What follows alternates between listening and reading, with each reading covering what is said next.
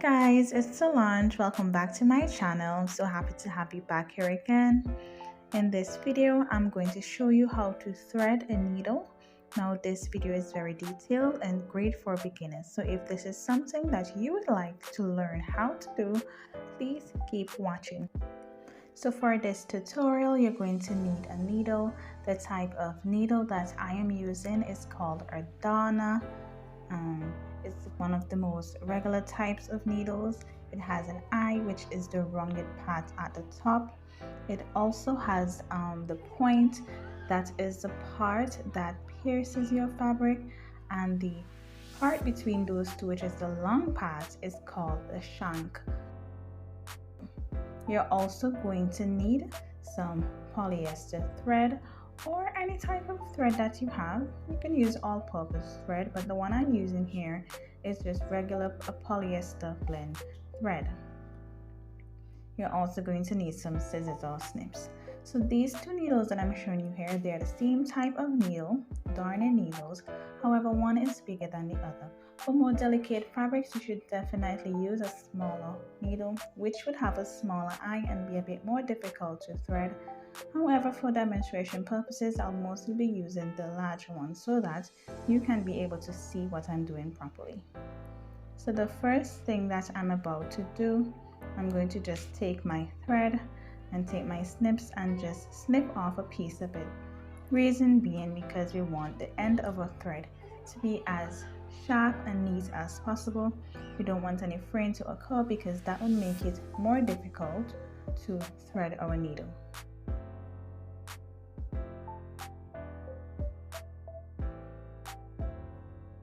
The next thing you want to do is to take the end of your thread and just glide your fingers across a piece of it a couple times to make it as straight as possible.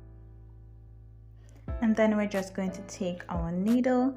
I'm starting with the larger needle, and you're going to hold it a sideways position or in any position you're comfortable with, so that you can be able to take the end of the thread and put it through the hole of the needle or the needle eye.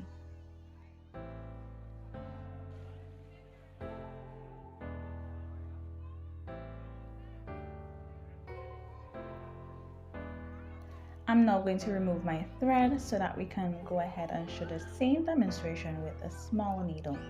Now mind you, as mentioned before, this is going to be a bit more difficult than the first one, but after a few tries and some patience, you will definitely get it. Okay, sometimes you have to wiggle the thread a bit through, and there we have it. I'm also going to show you another way in which you can thread your needle if this way is a bit difficult for you. So just look carefully at what I am doing. First, I am looping my thread around my needle, and then I'm holding the ends together. Press firmly with my index finger and my big finger. Squeezing a small loop, we're going to pull the thread right off of the needle from the top, and then we're going to take that loop that we just created and turn our needle to the side so that we can push the loop through the eye of the needle, like so.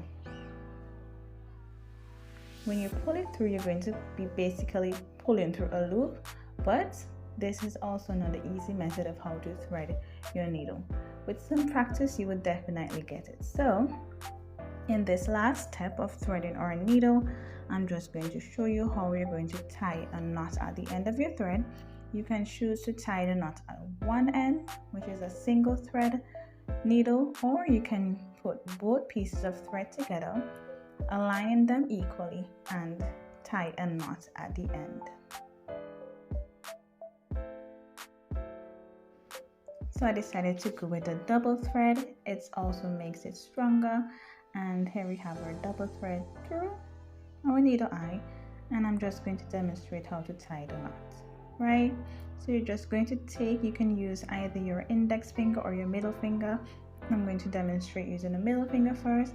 You loop the thread around your finger like so, and then you roll the thread forward toward the end of your finger and then use your index finger to pull. That's how the knot is created. I'm going to show you this one more time. It's very easy, guys.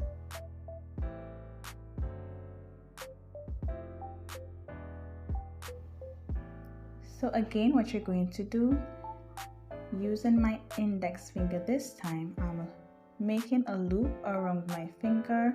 So now we have 2 lines there. Roll it forward towards the end of my finger.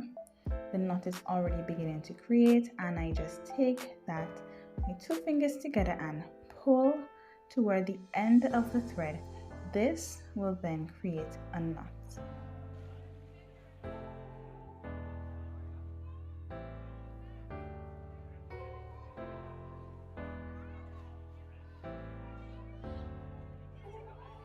Of course, for demonstration purposes, to show you that the knot is good and it's going to work fine when you're ready to do all your hand sewing. Soon you're going to be a pro. Don't worry, guys, you're going to get there.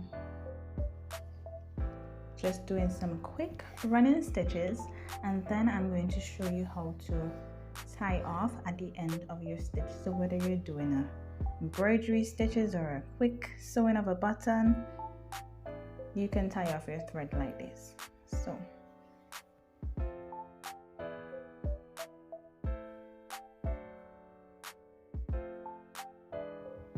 this is the wrong side of the garment, sorry.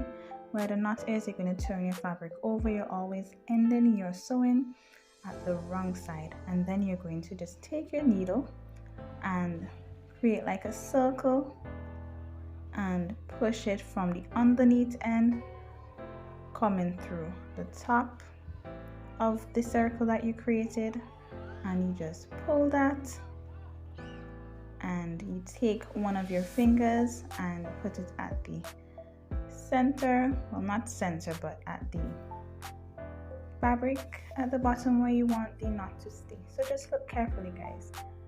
Loop through, circle is created, and you just place your finger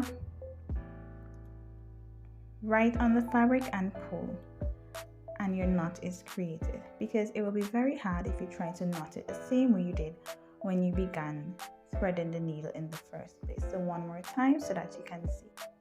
Okay guys, thank you so much for watching this tutorial. I hope that it was helpful, especially for my beginner sewers. I am not leaving you out, and please leave a comment and let me know what you'd like to see next. And if you enjoyed the video, please don't forget to give me a subscribe to my channel, guys. It really helps to motivate me. So take care until